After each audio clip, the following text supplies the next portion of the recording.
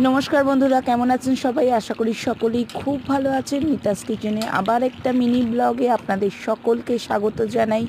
आपनारा सब समय पाशे थाकबेन, साथे थाकबेन, ताहलेई तो आमरा एगिये जेते पारबो। अवश्यई भिडियो देखे कमेंट करे जाबेन केमन लागलो भिडियोटा अवश्यई जानाबेन। आज आमी आपनादेर साथे मिनी ब्लगेर माध्यमे देशी चिकेनेर रेसिपि शेयार करब।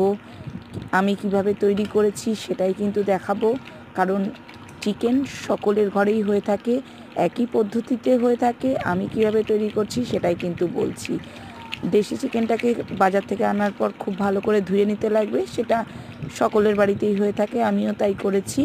तारपर किन्तु एर मध्य दई दिएछि, पेঁয়াজ बाटा, आदा बाटा, रसुन बाटा, पेঁয়াজ कुचि, काँचा लंका पेस्ट, अच्छा तारपरे दिएछि সর্ষের তেল, লঙ্কার গুঁড়ো, জিরের গুঁড়ো, ধনের গুঁড়ো, এই সমস্ত কিছু দিয়ে আর স্বাদ মতন নুন দিয়ে কিন্তু খুব ভালো করে ম্যারিনেট করে রেখেছিলাম। তারপর তেলের মধ্যে তেজপাতা ফোড়ন দিয়ে আলু ভাজা করে নেওয়ার পরেই কিন্তু তেজপাতাটা ফোড়ন দিয়েছি ওই আলু ভাজা তেলের মধ্যেই।